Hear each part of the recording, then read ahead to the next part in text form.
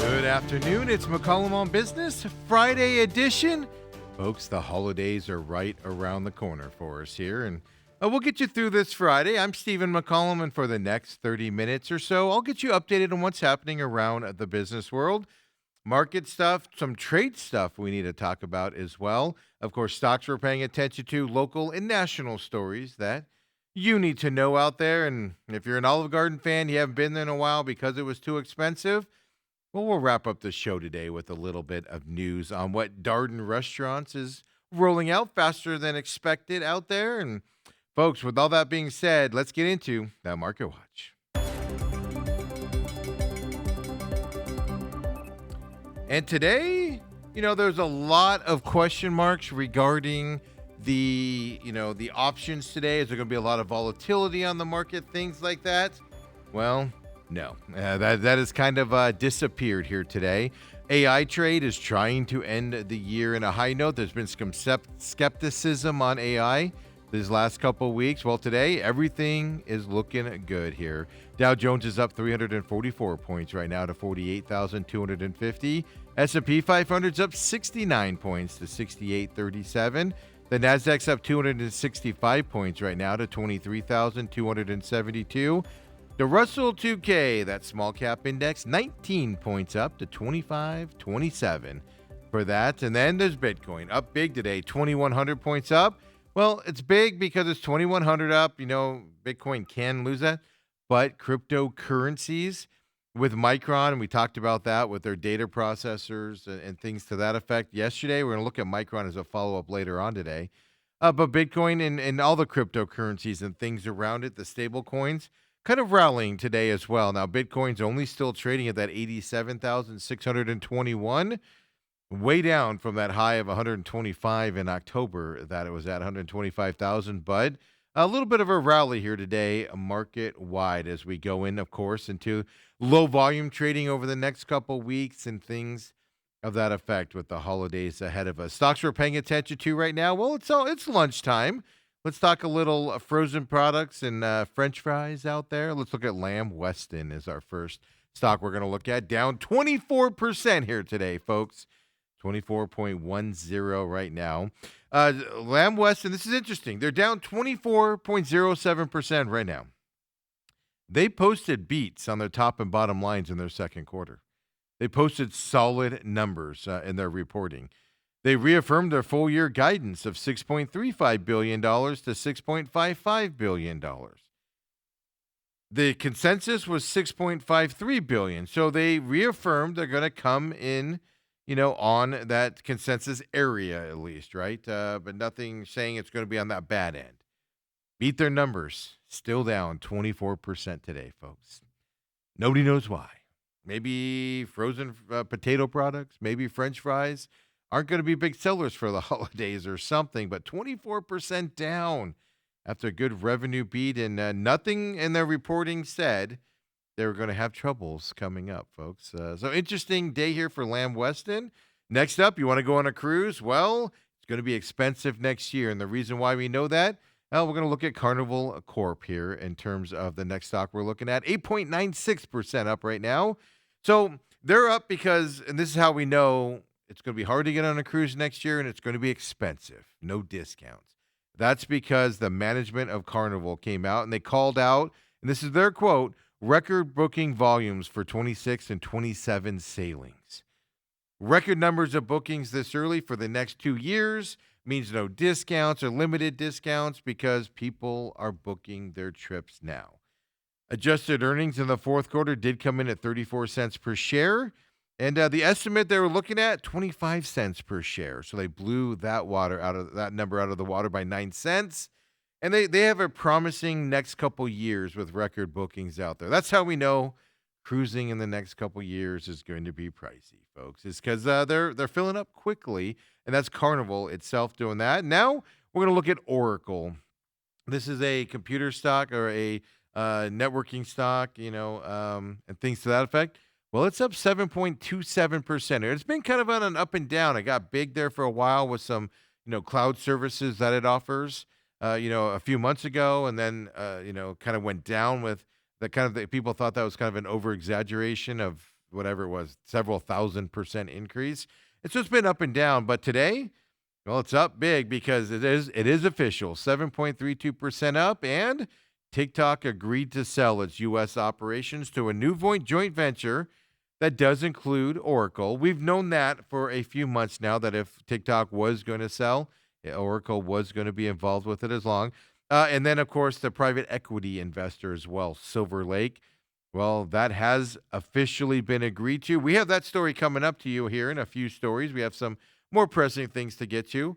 But with that news, Oracle's up that 7.32% here today. So that TikTok, more details on that TikTok agreeing to be sold coming up here in just a little bit. Later on, when we look at these stocks here on this Friday, we'll look back at Micron, who had a big day yesterday on the market. And they even said that they're beyond sold out was their wording. Well, we'll look at their stock today, Micron Technology. We're going to look at KB Home.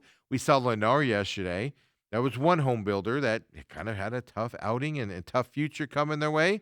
So we'll look at KB Home as well as they announced some of their numbers as well. And then we'll look at Nike. Nike announced after the bell yesterday, and they've had some issues, Nike has. They're trying to rebound and improve.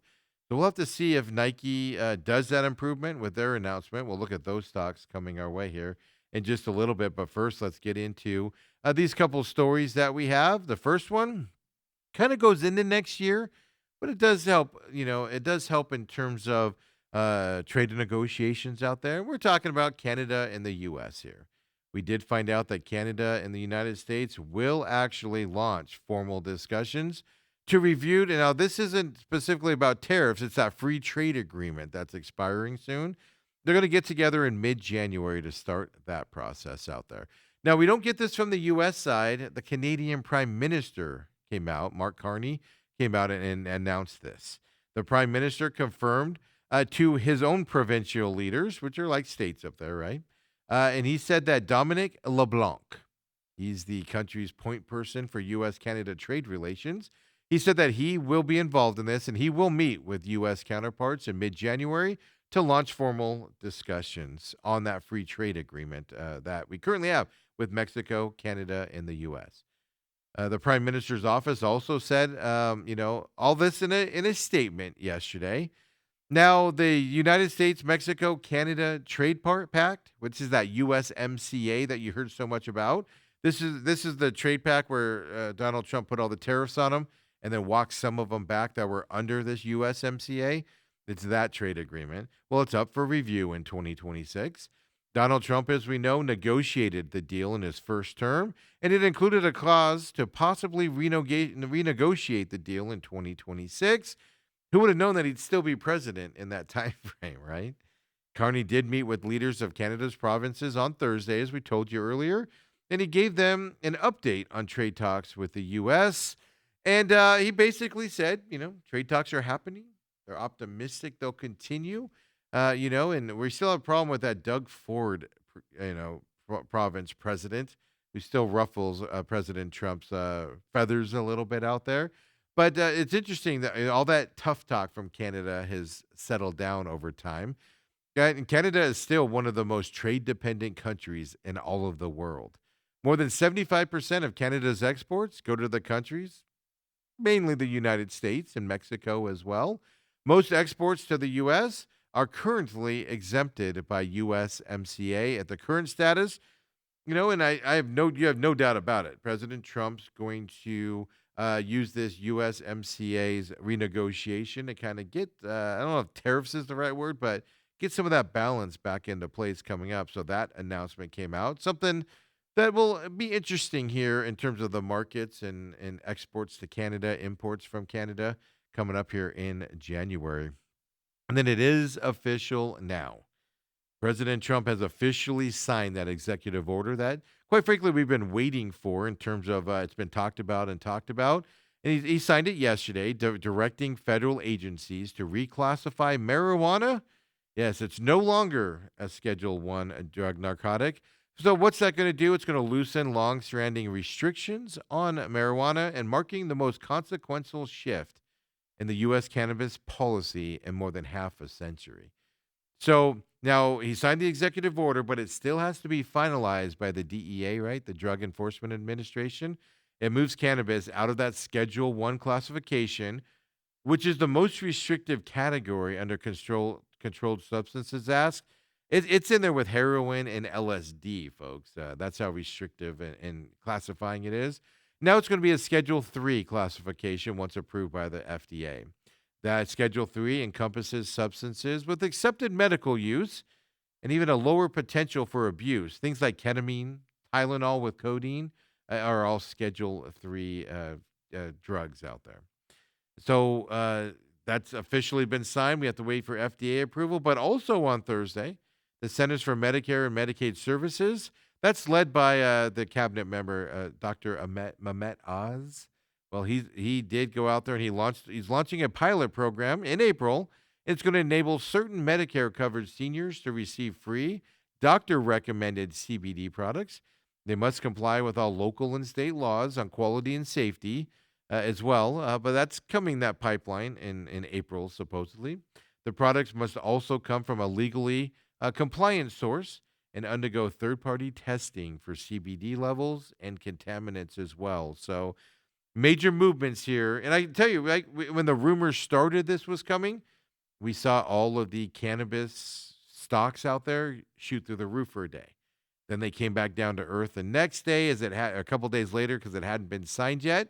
And today, they're all just moderately there. Some are up, some are down, but no big movements today, even though this has officially been signed. And maybe they'll move a little bit more when the FDA approves it and does their thing. But we'll have to wait and see where we stand. And good news here at the end of the year, if you're looking to buy a house or want to get into the housing market, mortgage rates are ticking lower here this week. Yes, finally. Mortgage buyer Freddie Mac came out with this information. And Freddie Mac's latest primary mortgage market survey, it was released yesterday afternoon, Thursday afternoon. It showed the average rate on the benchmark 30-year fixed mortgage. It decreased and it's now down at 6.21%. Still high, but it's down from last week's reading of 6.22%, but it beats pushing 7%, right? The average rate on a 30-year loan was 6.72% just a year ago. And a few months ago, it was at 7%, right? 6.97 in places like that. The average rate on a 15-year fixed mortgage, if you're looking more at that, well, it's at 5.47%. Last week, it was at 5.54% in the last week. So mortgage rates are falling as we're getting closer to Christmas and the end of the year. Freddie Mac's latest data does come about a week after the Federal Reserve lowered that benchmark interest rate by another quarter basis points. So that's at 3.5 to 3.75%. Mortgage rates, though, they do not directly move by the Fed's decisions there with their interest rate. It's more closely tracked to the 10-year Treasury yield, which does get influenced by it as well. So they kind of work together to get there. The 10-year Treasury yield, well, it hovered around 4.12% as of yesterday afternoon for that. So that's even falling as well. So mortgage rates are coming down. Maybe that'll get our housing market moving, because I think that's when you're going to see this economy kind of start really taking off again, is when people are able to sell their houses, get some equity out of it, move around a little bit on the housing side of things. And we told you earlier, Oracle stock, we showed you their stock. Well, here it is, folks. Tell your kids, maybe your kids are out of school now as of today. I know mine are done now. Maybe, I know like Mesa Schools was done yesterday. Well, maybe it's a little bit of pep in their step today, because now we know TikTok has officially moved to end that year-long political and legal battle. Yes, the CEO of TikTok, Chao Chu, told staff the company signed agreements to form a new U.S. joint venture with American-led investors, Oracle, one of them, Silver Lake, another. Yes, the transaction's expected to close on January 22nd, here coming up in 2026. He did an internal memo. An internal memo. It was provided to Fox Business, and they saw it. The CEO there told employees that the company has signed agreements with investors to create a new TikTok U.S. joint venture. He said the move will allow the platform to continue serving the more than 170 million users here in the United States, and then, of course, more of the global community as well. The CEO did thank employees for their work and said the company's focus will remain on supporting users, creators, and businesses as the transaction moves forward to that January closing date. He did say TikTok will provide additional updates as it works, towards that scheduled closing. Like I said, January 22nd of next year. So that's from the company itself, and then the White House. So no details from the White House yet from it, but the White House we know previously indicated Oracle, Silver Lake, as we told you when we looked at this stock, that they're going to be among the main owners of TikTok. We don't have the structure of it yet. A White House official did say back then ByteDance would own less than 20% of the firm moving forward. Existing shareholders and global firms would account for the remainder of the company's ownership. ByteDance investors would hold a 35% stake per that earlier report. So we don't have the actual details. We know agreements have been signed. It's expected to close. TikTok saved, everybody. Tell your kids if they're grumpy today or tomorrow or Sunday. Give them that information that it's happening. It'll pep them up as we go forward. Two interesting stories here coming your way in terms of delivery service. First, we're going to talk about DoorDash here. They announced on Wednesday that they're the latest company to launch a new grocery shopping app inside of ChatGPT. This is a new thing for these shopping apps to do it. And it's just 1 week after Instacart said they were going to do the same thing. Just about a week ago, they said that. The new trend here for these guys. Of course, DoorDash said the integration will connect ChatGPT suggestions with DoorDash's nationwide grocery network. That's going to allow you, the customer, to turn recipe and meal ideals directly into grocery orders, and they can be delivered in as little as an hour. Remember, Amazon is putting pressure on these companies with 30-minute deliveries of grocery items. DoorDash co-founder did come out and said the partnership would help streamline the meal planning and shopping process. He went on to say, quote, AI is unlocking an entirely new search and discovery experience for customers, and that's dynamic and personalized. DoorDash said the partnership will make grocery shopping easier, faster, more convenient. Also said that ChatGPT will be able to tailor recipes based on the user's preferences and even turn the ingredients into a grocery list. When the list is complete, the user can open a cart in the DoorDash app, then have the order delivered, of course, from a local store at that time. Makes it a little easier, right? Stores we know that are involved already in this with DoorDash, Kroger, which of course is Fry's here, Safeway, Buy Right, Schnucks, Fairway Markets, which aren't here, and neither is Wegmans, but just if you're watching, I know we got people from all over the United States watching this show. So if you have those markets there, they're participating in this partnership as of the beginning of it out there. So DoorDash doing what Instacart did, moving into that ChatGPT realm, and then Instacart. They're paying out a little bit of money this Christmas season because they've agreed to refund $60 million, all to customers to settle allegations that Instacart, which is Maple Bear on the stock market as the parent company, well, they say they engaged in deceptive marketing and billing practices. The FTC, the Federal Trade Commission, came out with this announcement yesterday. The agency alleged in a lawsuit that Instacart charged hidden fees and they refused to issue refunds to people, raising the cost of groceries for consumers and even harming shoppers by those practices. The FTC and Instacart's promise of said Instacart's promise of free delivery to shoppers placing an order through the platform for the first time. They said that was false advertising. Why? Well, the offer required that you pay a service fee to receive your groceries. So it's not free if you have to pay a fee. I should be a lawyer. I would have said that in court repeatedly. Instacart also failed to stand behind its 100% satisfaction guarantee. Well, it implied that it offered full refunds for dissatisfied customers, which the company failed to provide, obviously, according to the FTC. Instead, customers whose orders were late or incomplete, well, they only received a small credit to use on a future order. Oh, the old store credit method. Instacart denied, no shocker, the FTC's allegations, but they said they'd pay $60 million anyway. Right. They did say in a statement to CBS News that Instacart does provide straightforward marketing, transparent pricing and fees, clear terms, easy cancellations, and generous refund policies. all in full compliance with the law and exceeding industry norms. And why are you paying $60 million? It's cheaper than fighting the government, probably. And they did it, folks, allegedly.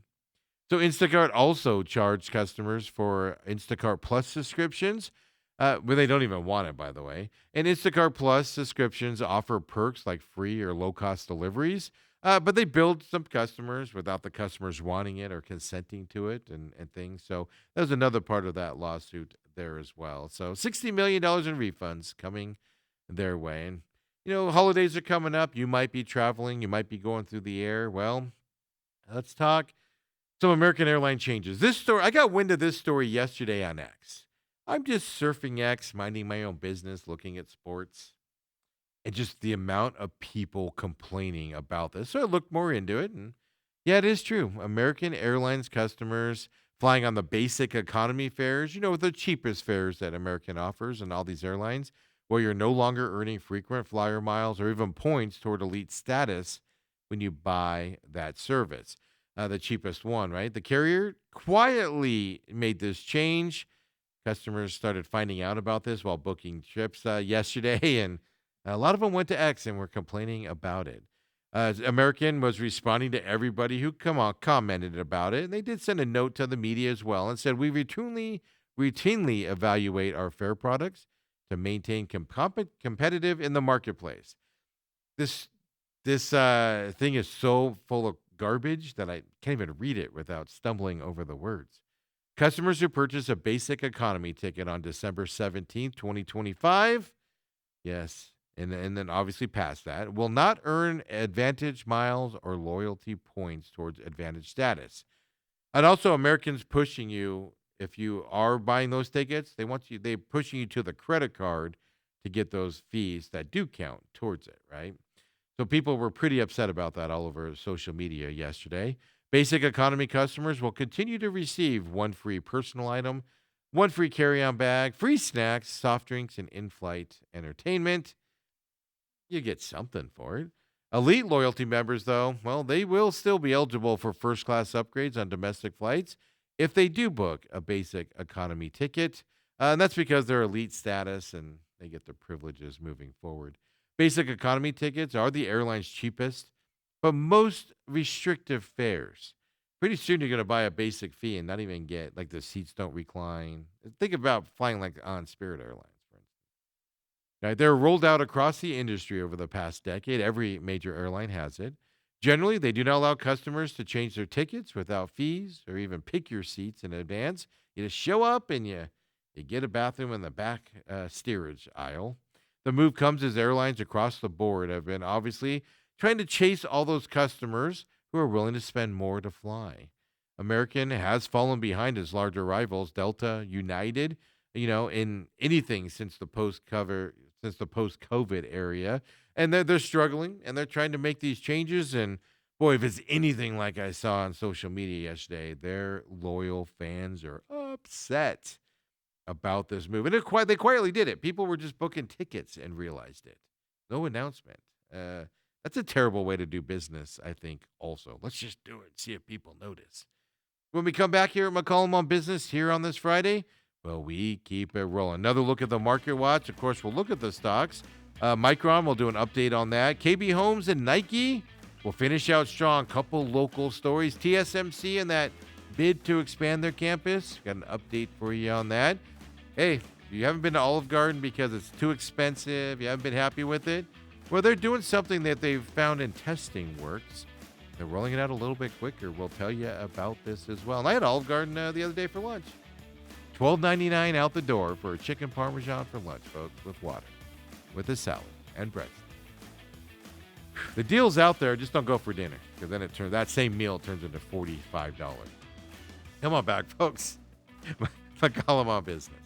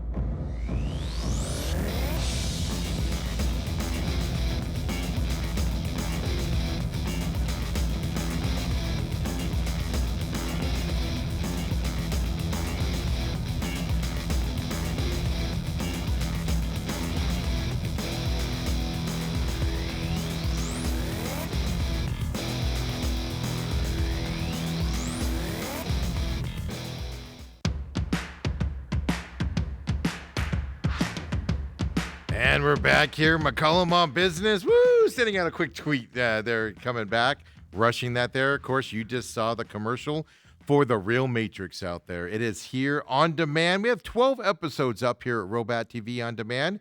Every Wednesday at noon, a new episode goes up. We have an episode coming on Christmas Eve this week.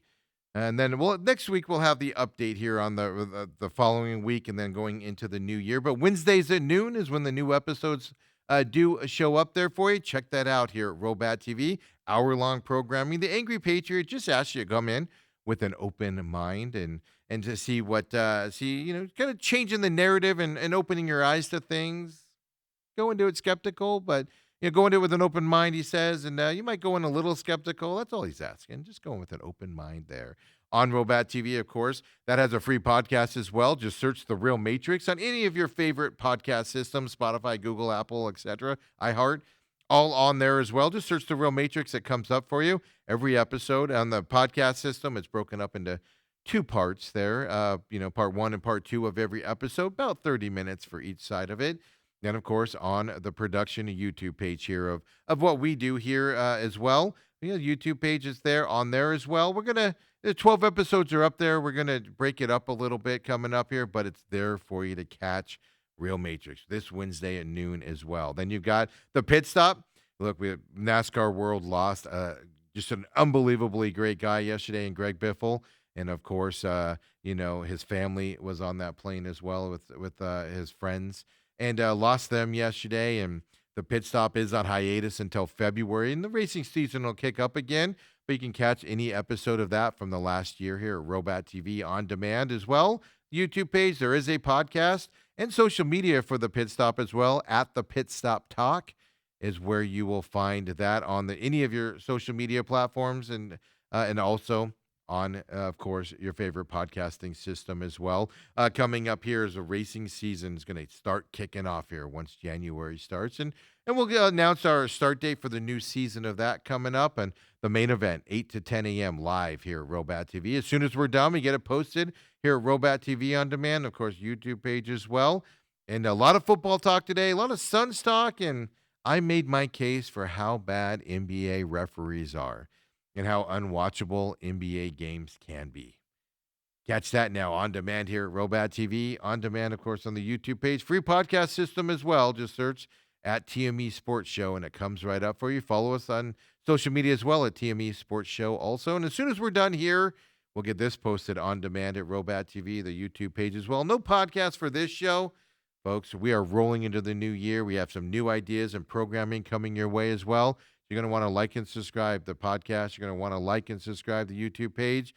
And for those of you with the subscriptions, you're going to want to keep your subscriptions here to Robot TV. We have these new ideas coming out in terms of programming and spreading the spectrum of things out there. With all that being said, let's get right into the Market Watch here on this Friday. Everything still up. Not a surprise here. The AI industry is trying to, end the year on a high note. After today, the markets are open. We're going to do a show Monday and Tuesday, but volumes will be low with the Christmas holiday. Then, of course, they're open till the market's open till 12:30 on Christmas Eve, and then closed on Christmas Day. Open on that Friday. Just low volume coming up. That's why we'll do a show Monday and Tuesday here of McCollum on Business, and we'll take the rest of the year off on this show. The main event, of course, Monday, Tuesday. Friday, Monday, Tuesday of that following week, off until, that first week in January as well after that. But markets are just going to be slow volume moving forward. Dow Jones is up 309 points right now. S&P 500 is up 68. NASDAQ's up 281 points right now. And that Russell 2K, the small cap index, 16 points up for it. Bitcoin coming down a little bit here today. But still in that 87,798 range for that cryptocurrency. And look, it's low in terms of where it's been trading in that 100,000 mark, but it's found a home here in this mid 80,000 level, at least in terms of that. And we're seeing more people today take some of this AI money that they pulled out of. They're starting to put some of that back into these at-risk stocks like cryptocurrencies, for instance, the AI side here today as we move on. Stocks we're paying attention to right now. Let's do that update on Micron Technology out there. Memory chip manufacturer, they said yesterday that they're, quote, beyond sold out on their chips, is what they said yesterday with their reporting. They blew all their numbers out of the water. They do stuff for computers, data centers, etc. Well, they're up big today again, 7.34%. Well, that obviously is big because yesterday they ended Thursday at a 10% gain yesterday as well. So the strong fiscal first quarter estimates, and they're issued their robust guidance for its current quarter. No, all because of that AI demand for the memory chips. Micron, 2 big days here, 17% up total here between the 2 days as we're getting late into this trading day here on this Friday. So people putting money back into the AI trade here after taking it out the last few days. And we looked at Lennar yesterday in terms of homeowners. Well, KB Homes announced yesterday their numbers and everything. Similar situation as Lennar yesterday. KB Homes is the stock we're going to look at right now, 8.56% down here today. Their homes deliveries, well, they dropped to 3,619 homes delivered during their fourth quarter. The average selling price also dropped 7%. Yeah, that's year over year. Their average selling price, $465,000, 7% down for them. KB Home had guided an average home selling prices of between $465,000 and $475,000. Obviously came in within that guidance level, but hit the bare minimum level of that of $465,000. Home builders, maybe this will change with interest rates dropping, but home buyers and home builders still continuing to struggle out there. KB Home, Lennar, two examples of that over the last couple of days. And then we're going to look at Nike here to wrap up our stock portion of the program for the week. Nike announced yesterday after the bell. If you've been following this show, first of all, thank you. If you haven't been, why not? You'd be up on Nike. They struggled. They were down for a while. They went to wholesaling their own shoes. They went from wholesaling to selling direct. Made some of their biggest customers like Dick's Sporting Goods, Foot Locker, really upset with them. That didn't work out, so they're now going back to the wholesaling and letting other people distribute their shoes, and people aren't buying their clothes as much. A lot of stuff being made overseas where the tariffs have attacked them as well, right? All of that together, Nike down 10.52% here today after they announced yesterday their fiscal second quarter results, 17% drop in China sales. China's a huge market for Nike. Obviously, a lot of basketball. They love the NBA over there and the basketball stuff and everything. That 17% drop in China sales overshadowed their better than expected earnings and revenue for their second quarter. So they actually rebounded on their numbers and had some success. But 17% sales drop in China is a big number, folks, for Nike when it's such a dependent number for them out there. So that's why Nike's down 10.52% here today. And, Nike, they're showing a rebound, and then that happens. Nike's an interesting case here. Of course, all of their, stuff being made by 10-year-olds in China. That needs to end, but I digress on that, and we'll talk about that later on. But, hey, let's give you the update here on TSMC up there in Phoenix. Well, the Phoenix City Council did unanimously approve that major mixed-use development, and it'll almost double the footprint of Taiwan Semiconductor Manufacturing Company up there at the 303 and I-17 where it's at. This has been a battle because some residents say the zoning change does put industry too close to the homes that are out there, and there are communities surrounding that have been there for 16, 17, 18 years. And this is that whole shopping development area with industrial stuff we've talked about a lot here at McCollum on Business. And it's a 900-acre expansion for TSMC. It's part of that much larger site that's going to include residential units, hiking trails, parks. This is going to be at the 303 and Interstate 17 southwest corner is what we're talking about for that area. So Phoenix City Council has approved it. As well, over the objections there of some HOAs and homeowners that live in that area. So we'll have to keep our eyes on that, but that is advancing there for Taiwan Semiconductor. And hey, holidays are here. Before we get to the Olive Garden story here, I'm hungry. I'm not going to lie to you. Let's talk about U.S. News World Report. You might be getting ready to go on vacation. You might be planning your vacation for spring break next summer as well. Well, U.S. News and World Report released its annual rankings of best vacations to go on. The 2026 rankings, they highlight 18 regional destination categories. That, of course, is to help you as a traveler to find the best place to go on your vacation. It follows a comprehensive, transparent methodology. It factors in travelers' opinions as provided by user votes, expert and editor analysis as well. Each vacation destination is scored in 10 categories. Things like sights, culture, food, nightlife adventure, they even include romance in that as well. So it's a comprehensive evaluation of each destination. They're not just handpicking stuff, right? Saying, I want to go there. So for the first time since 2018, well, one place has secured the top spot again in the world's best places to visit. Folks, we're talking about Rome right now.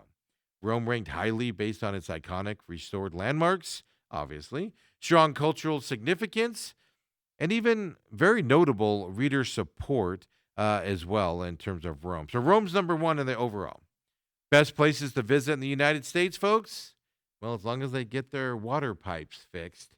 Grand Canyon National Park here in Arizona ranked as the top destination here for to visit in the U.S. So you don't have to go far to visit the best place to visit here in the United States. Mhm.